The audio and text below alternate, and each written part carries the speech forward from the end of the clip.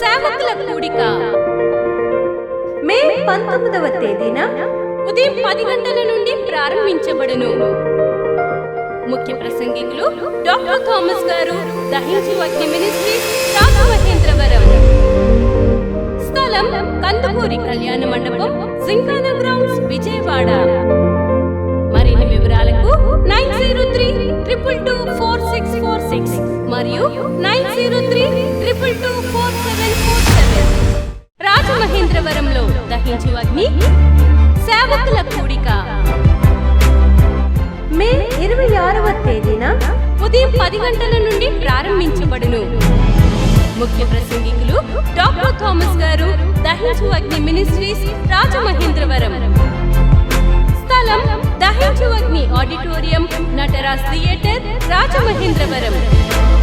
మరిన్ని వివరాలకు 9494940072 మరియు 73.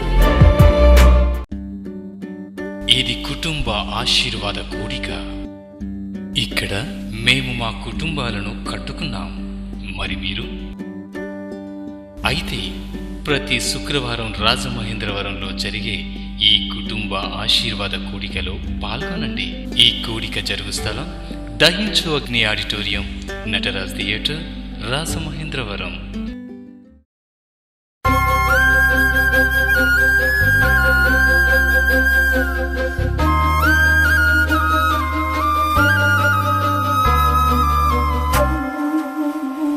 పేదల గురించి బైబిల్ రాయబడి ఉంది.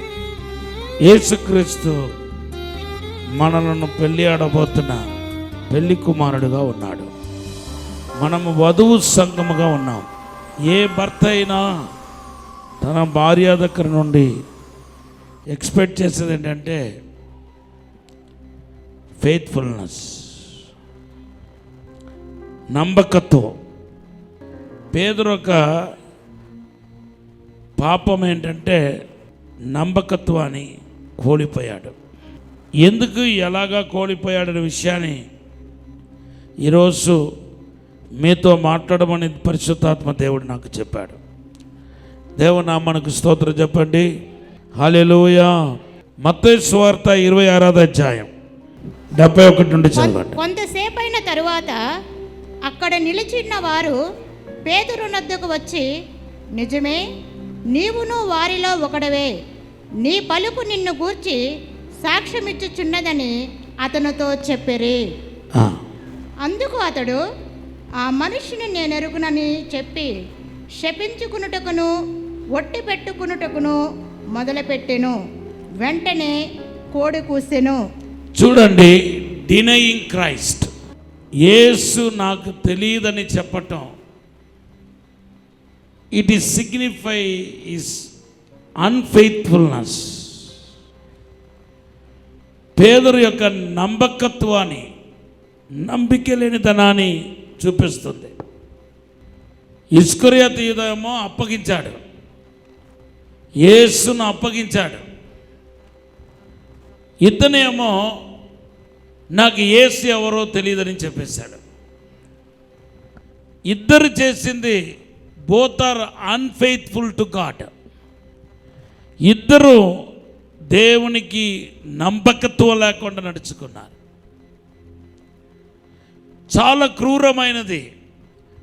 ఒక వ్యక్తి నమ్మకత్వం లేకుండా నడుచుకున్నాడంటే అది లోతుగా ఆ వ్యక్తిని గాయపరిచేస్తాయి.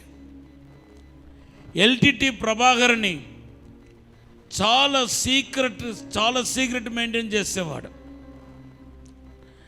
ఎన్నో దేశాల్లో ఉన్న గూఢచారాలు ఏదైతే ఉన్నారో ఆ ఏజెన్సీ ఎల్టీటీ అతన్ని, ప్రభాకర్ని ఎక్కడ ఉన్నాడో, ఏ ప్రదేశంలో తలదాచుకుంటున్నాడో, అతని ఎలాగా చంపటం వీలు పడతాయో చాలా సంవత్సరం నుండి ప్లాన్ చేశారు. కానీ ఎవరు ఆయన్ని ఉన్న ప్లేస్ని కనుగొలేకపోయారు.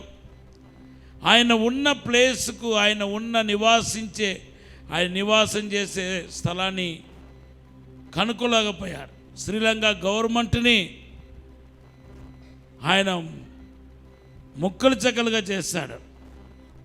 లాస్ట్లో ఆయనతో ఉన్న వ్యక్తియే ఏం చేస్తాడంటే అమ్ముడి అయిపోయాడు. ఇది నమ్మిక ద్రోహం, అన్ఫెయిత్ఫుల్. అలాగే తమిళనాడులో మరొక వ్యక్తి వీరప్పన్ అనే ఒక వ్యక్తి, ఆయన శాండిల్ అంతా దొంగ చట్న అమ్ముకుండా వచ్చేవాడు, స్మగ్లర్ అనమాట. అతను ఒక పెద్ద హ్యాంగ్ని ఏర్పాటు చేసుకున్నాడు. ఎవరి తరం కాలేదు అతన్ని చంపటం, అతను పట్టుకోవటం. లాస్ట్లో ఆయన ఇంటి వారే పోలీసుకు అమ్ముడి అయిపోయి ఆయన అప్పగించేశారు. ఇందిరాగాంధీ అమ్మగారు ముందు నుండి ఆమెకి థ్రెట్ అని తెలుసుకొని తన ప్రయాణం అంతటిని జాగ్రత్త పరుచుకొని, ప్రయాణం అంతటిని కట్ చేసుకొని చాలా పగడబందిగా ఆమె తన యొక్క సెక్యూరిటీని ఏర్పాటు చేసుకున్నారు. తన కళలో కూడా అనుకోలేదు తనకు డిఫెన్స్గా తన్ను కాపాడుకోవటానికి తన వెంటే వచ్చిన వ్యక్తి తుపాకీతో కాల్చి చంపుతాడని కళలో కూడా అనుకోలేదు. ఎవ్వరూ పచ్చగట్టలేకపోయారు. ఈవెన్ సిఐడి సిఐడి వాళ్ళు కూడా పచ్చగట్టలేకపోయారు. పర్సనల్ సెక్యూరిటీ ఆమెను పచ్చగట్టలేకపోయారు. చాలా దగ్గర ఉండి కాల్చేసి చంపేశారు. ఇవన్నీ నేను చెప్పిన ఎగ్జాంపుల్ అంతా ఏంటంటే నమ్మిక ద్రోహం, అన్ఫెయిత్ఫుల్. పేతురు చేసిన తప్పు తన ప్రాణాన్ని రక్షించుకోవటానికి కోసం, తన బాగుపడటానికి కోసం, తన్ను తానే రక్షించటానికి కోసం యేసు ప్రభును ఎవరో నాకు తెలియదని చెప్పటం జరిగింది. దేవునామానికి స్తోత్రం చెప్పండి. హల్లెలూయా. దీనికి ప్రధానమైన కారణం ఏంటి అని అడిగితే యేసు ప్రభుతో ప్రార్థనలో లేకపోవటమే కారణం. ఆ ముందు రాత్రి కనుక యేసు ప్రభుతో ప్రార్థనలో ఉంటే కనుక ఈ శోధనను జయించేవాడేమో, అవును ధైర్యం వచ్చేదేమో, అవునబ్బా నేను యేసు ప్రభు శిష్యుడినే, నేను అపోస్తుల ప్రధానమైన అపోస్తుల్ని, యేసుకు గుడిభజంగా ఉన్న వ్యక్తిని, నన్ను మీరు ఏం చేయాలనుకుంటున్నారు చేయండి చెప్పి ధైర్యంగా బోల్డ్గా పలికేవాడేమో.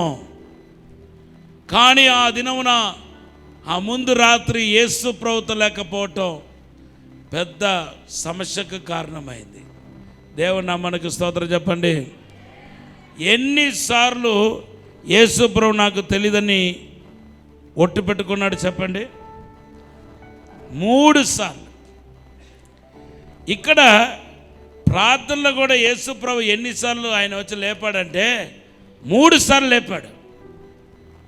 మీరు బైబిల్ జాగ్రత్తగా చదివితే మీకు అర్థమవుతాయి. యేసు ప్రభు 3 సార్లు, మొదటిసారి నిద్రపోతే లేపాడు, రెండవసారి నిద్రపోతే మరలా లేపాడు, మూడవసారి నిద్రపోతే మరలా లేపాడు. ఇలాగా 3 సార్లు పేదరుని లేపటాన్ని మన పరిశుద్ధ గ్రంథంలో చూస్తున్నాం. 3 సార్లు లేపినప్పుడు ఒక్కసారైనా ప్రార్థన చేసి ఉంటే, 2 సార్లు నాకు తెలియదని చెప్పి 3వసారి అవును నాకు తెలిసి యేసుప్రభు ఎవరో తెలుసని చెప్పేవాడేమో. దేవనామానికి స్తోత్రం చెప్పండి. లేకపోతే 3 సార్లు లేపినప్పుడు 3 సార్లు నాతో కలిసి 1 గంట కూడా నువ్వు ప్రార్థన చేయలేవా అని 3 సార్లు లేపినప్పుడు 2 సార్లు ప్రార్థన చేసి ఉంటే, 2 సార్లు ప్రార్థన చేసి ఉంటే ఒకే ఒక్కసారి యేసు ప్రభు నాకు తెలియదని చెప్పేవాడేమో. హల్లెలూయా. 3 సార్లు దేవుడు లేపాడు. 3 సార్లు అతను ఏం చేశాడంటే నిద్రపోవటం అనేది జరిగింది. ఇది పేదరులో లేని చెడు అన్నమాట. అప్పటికప్పుడు పుట్టుకుని వచ్చిన ఈ చెడు ఎలాగ ప్రవేశించింది అంటే ప్రార్థన లేకపోవటం వలన ప్రవేశించింది. మనం ఎంతెంతకు దేవునితో ఉన్న సవాసాన్ని తగ్గించుకుంటున్నామో, దేవునితో క్వాలిటీ సమయాన్ని గడపలేకపోతున్నామో, దేవుడితో సమయం ఇవ్వలేకపోతున్నామో, దేవునితో మనం సమయం గడపలేకపోతున్నామో, అంతంతకు మన ఆత్మ బలహీనమవుతూ వస్తూ ఉంటాయి. అంతంతకు పాపం ప్రవేశించడానికి స్టార్ట్ అవుతాయి. ఏ ఒక్క చిన్న శోధన కూడా జయించలేని బలహీనులుగా మనం మిగిలిపోతాం. ఒక్కసారి అయితే పర్వాలేదు, అట్ ఎ టైంలో ఈ 3.5 సంవత్సరంలో మొదటి సంవత్సరం ఒకసారి, తర్వాత 1 ఇయర్ తర్వాత రెండవసారి, మరలా 1 ఇయర్ తర్వాత మూడవసారి, అలాగా కొంచెం గ్యాప్ ఇచ్చి పడిపోయి ఉంటే వేరేలాగా ఉండదేమో. వెంటనే వెంటనే వెంటనే వెంటనే వితౌట్ గ్యాప్ పడిన శోధన మరలా మరలా పడిపోయాడు.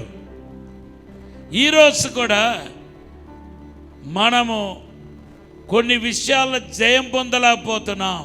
దేవునామానికి స్తోత్రం చెప్పండి. కొన్ని విషయాల్లో జయం పొందలేకపోతున్నాం. నువ్వు పెద్ద పెద్ద వ్యభిచార పాపం చేయకపోవచ్చు, కానీ నీలో కక్ష, కోపం, ఈర్ష జయించలేకపోతున్నాం.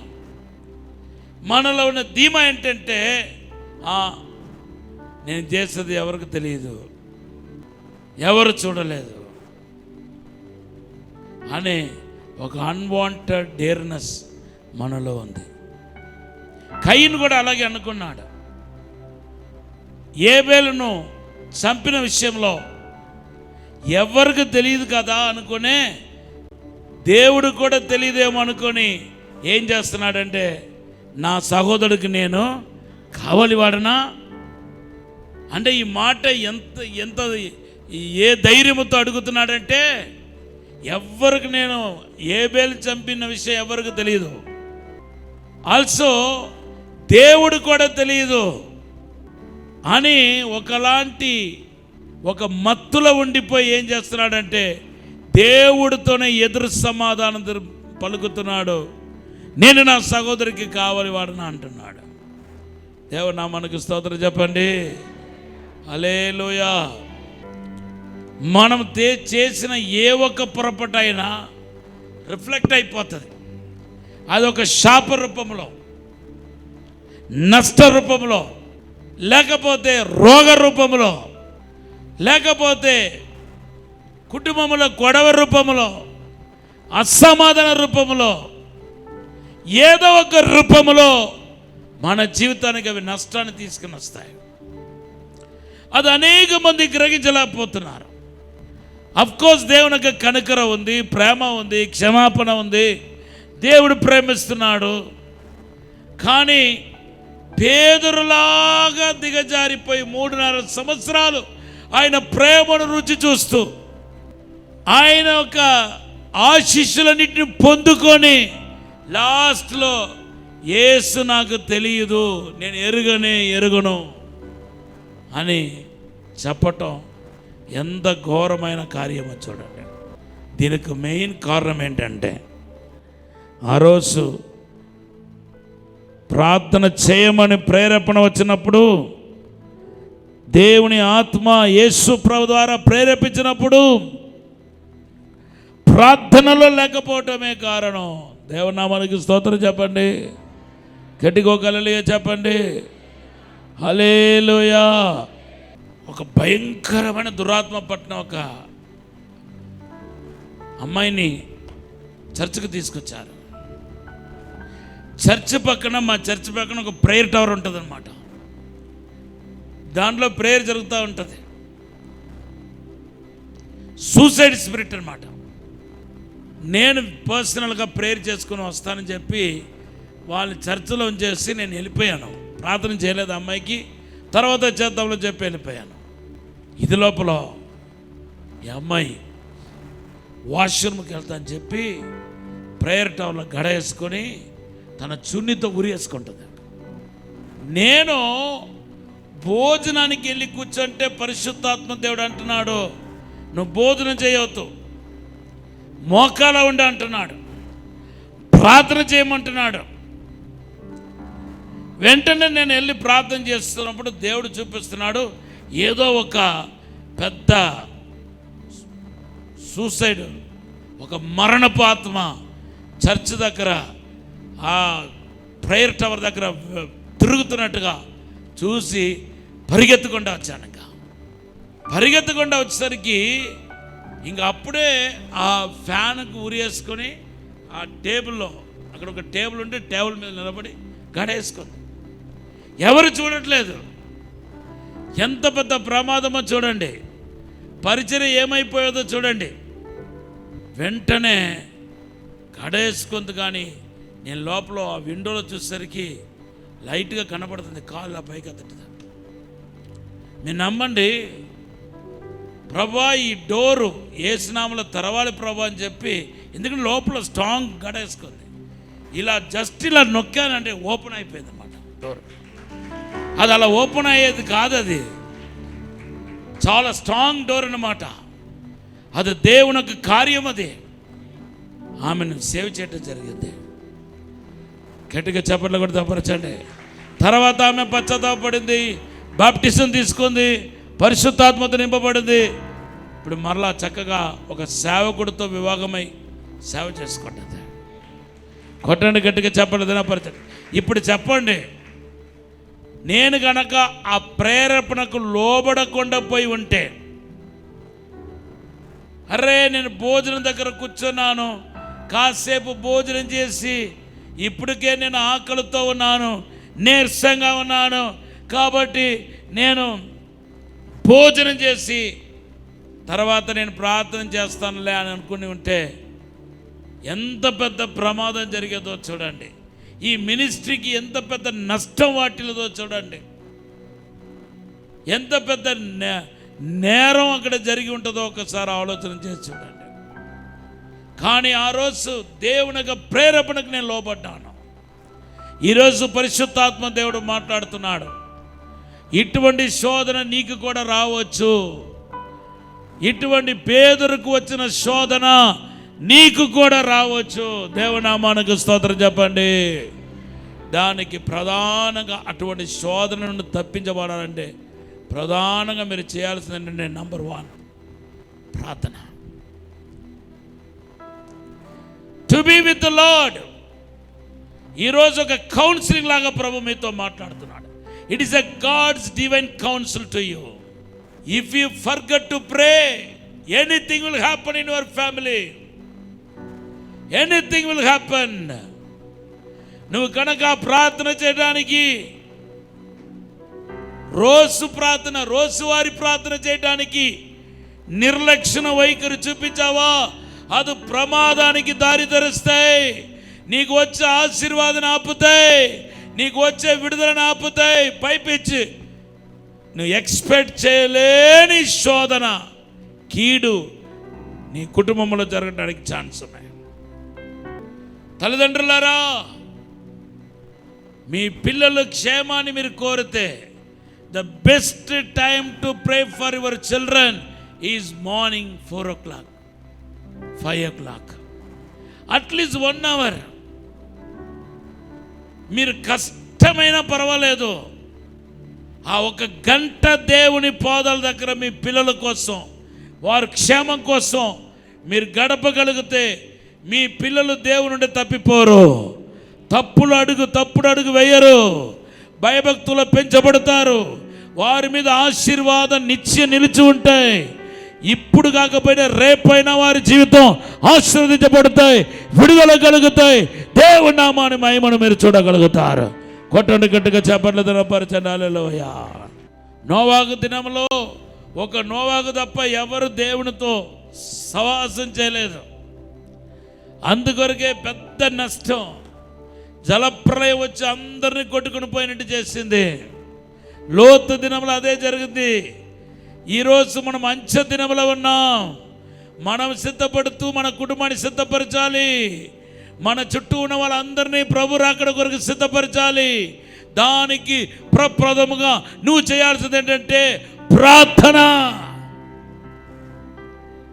లూకాసు వార్త 21వ అధ్యాయం 34-36 వచనాల్లో దేవుడు మాట్లాడుతున్నాడు. మీరు మెలుగు కలిగి ప్రార్థన ఆ చేయాలి. దినము భూమి అంతటా నివసించు వారందరి మీదకి అకస్మాత్తుగా వచ్చును.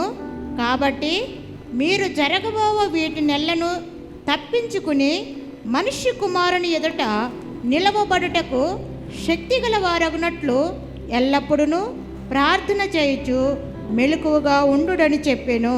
దేవనామానికి స్తోత్రం చెప్పండి. ప్రార్థన, అందరు చెప్పండి ప్రార్థన. మిమ్మల్ని భయపెట్టట్లేదు. మీ మీద నిండైన కృప ఉంది, దయ ఉంది. మీ పిల్లలు దీవించబడాల్సిందే, మీరు దీవించబడాల్సిందే. ఒక ప్రవచన వాక్కు కూడా చెప్తున్నాను. మీరు పడిన కష్టాలు మీ పిల్లలు పడరు, ఉన్నతంగా దీవించబడతారు, వర్ధిల్లుతారు. కృపాక్షేమములే వారి మీద వెంట వస్తాయి. వారు ఆ దావీదులాగా ఆశీర్వదించబడతారు. దావీదు కంటే దావీదు కుమారుడైన యేసే ఆశీర్వదించబడ్డాడు. అలాగే మీరు థాంక్యూలో మీకంటే మీ పిల్లలే ఎక్కువ దీవించబడతారు, వర్ధిల్లుతారు, దేవుని మహిమను చూస్తారు. కానీ మీరు చేయాల్సింది ఏంటంటే ప్రార్థన. రెండవది ఏంటంటే హెచ్చరిక. దేవుడు హెచ్చరించటం. దేవుడు పేదరును ముందుగానే హెచ్చరించాడు. పేదరు, నువ్వు ఏదో ఆత్మీయతలో ఉన్నావని నీ ఆత్మీయతను నమ్ముకొని పోనీయవద్దు. నీ సమయాన్ని నువ్వు వృధా చేసుకోబాకు. ఏదో నాకు ప్రార్థన అనుభవం ఉంది అనుకోబాకు. నిన్ను రూపాంధ్ర కొండలో ఎక్కించి నా మహిమను చూపించాను కాబట్టి ఆ మత్తులో ఉండబాకు. నువ్వు నేను రూపాంధ్ర కొండకి నేనే ఎక్కాను, ముగ్గురులో నేను ఒక్కడు అని నువ్వు అతిశయించబాకు. దేవనామానికి స్తోత్రం. 3 సార్లు ప్రభు హెచ్చరించాడంట. 3 సార్లు ఒకే మాట చెప్పాడు. నువ్వు నన్ను డినై చేస్తావు,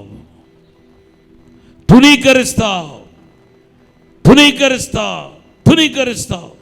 దేవుడు వాక్యం ద్వారా కానీ లేకపోతే ఒక చిన్న ఇన్సిడెంట్ ద్వారా కానీ మిమ్మల్ని హెచ్చరించినప్పుడు వెంటనే మేలుకోవాలి. దేవనామానికి స్తోత్రం చెప్పండి. గట్టిగా ఒక హల్లెలూయా చెప్పండి. వెంటనే మేలుకోవాలి.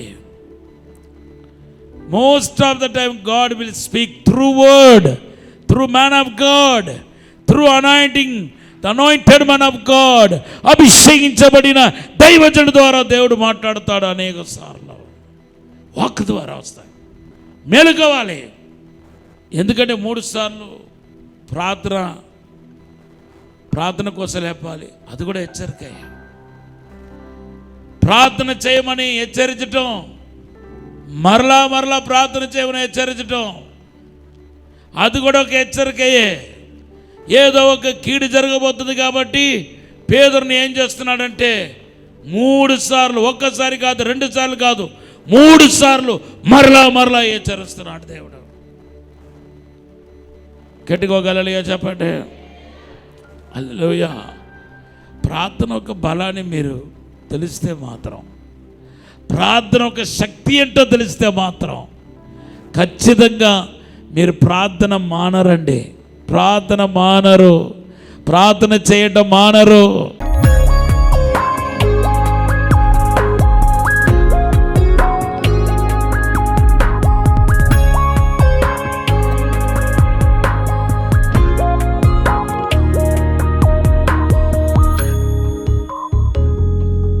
పరిశుద్ధము నమ్మకమైన పరలోక తండ్రి, నమ్మకంగా ఉండుటకు సాయం చేయమని అడుగుతున్నాను. విశేషమైన కృప దయచేయమని అడుగుతున్నాను. యేసుక్రీస్తు ఒక ప్రసన్నత ప్రతి ఒక్కరు తాకనుగాక. యేసు ఒక వెలుగు ప్రతి ఒక్కరు దీవించనుగాక. శాపము కాడి యేసునామములో విరిగిపోనుగాక. సాతాను క్రియలని యేసునామములో లయమైపోనుగాక. యేసునామములో ఆశీర్వదిస్తున్నాను. పరిశుద్ధాత్మ తాకిడి, పరిశుద్ధాత్మ అభిషేకం ఇప్పుడే తాకాలని ప్రార్థిస్తున్నాను తండ్రి. ఇప్పుడే తాకుమని దీవించి అభిషేకించమని యేసు నామములో అడిగి వేడుకుంటున్నాము తండ్రి. ఆమేన్. God bless you. విజయవాడలో దహించు అగ్ని సేవకుల కూడిక మే 19వ తేదీన ఉదయం 10 గంటల నుండి ప్రారంభించబడును. ముఖ్య ప్రసంగికులు డాక్టర్ థామస్ గారు, దహించు అగ్ని మినిస్ట్రీస్, రాజమహేంద్రవరం. స్థలం కందుకూరి కళ్యాణ మండపం, జింకానా గ్రౌండ్స్, విజయవాడ. మరిన్ని వివరాలకు 9032224646 మరియు 9032224747. రాజమహేంద్రవరంలో దహించు అగ్ని సేవకుల కూడిక మే 26వ తేదీన ఉదయం 10 గంటల నుండి ప్రారంభించబడును. ముఖ్య ప్రసంగికులు డాక్టర్ థామస్ గారు, దహించు అగ్ని మినిస్ట్రీస్, రాజమహేంద్రవరం. స్థలం దహించు అగ్ని ఆడిటోరియం, నటరాజ్ థియేటర్, రాజమహేంద్రవరం. మరిన్ని వివరాలకు 9494940072 మరియు 73. ఇది కుటుంబ ఆశీర్వాద కూడిక. ఇక్కడ మేము మా కుటుంబాలను కట్టుకున్నాం. మరి మీరు? అయితే ప్రతి శుక్రవారం రాజమహేంద్రవరంలో జరిగే ఈ కుటుంబ ఆశీర్వాద కూడికలో పాల్గొనండి. ఈ కూడిక జరుగు స్థలం దహించు అగ్ని ఆడిటోరియం, నటరాజ్ థియేటర్, రాజమహేంద్రవరం. సికింద్రాబాద్ లో దహించు అగ్ని అద్భుత అసాధారణ కూడిక ప్రతి శనివారం సాయంత్రం 5 గంటల నుండి ప్రారంభించబడును. స్థలం SPG church ground, alpha hotel వెనుక, సికింద్రాబాద్. మరిన్ని వివరాలకు 9494940074 మరియు 75. రాజమహేంద్రవరంలో దహించు అగ్ని అభిషేక ఆదివారపు ఆరాధన ఇప్పుడు ప్రతి ఆదివారం ఉదయం 9:30 నుండి ప్రారంభించబడును. తప్పక పాలు పొందండి, దైవిక ఆశీర్వాదం పొందండి. స్థలం దహించు అగ్ని ఆడిటోరియం, నటరాజ్ థియేటర్, రాజమహేంద్రవరం. మీ ప్రార్థన అవసరతలకు 9494940072 మరియు 73. ఈ టీవీ కార్యక్రమాన్ని చూసి ఆశీర్వదించబడినట్లయితే దహించు అగ్ని టీవీ పరిచర్యకు మరియు బ్లెస్సింగ్ ల్యాండ్ కు సహకరించండి. దహించు అగ్ని trust current account number 357222444370, State Bank of India main branch, Rajamahendravaram. My address doctor Thomas, దహించు అగ్ని మినిస్ట్రీస్, తుమ్మలోవా, రాజమహేంద్రవరం.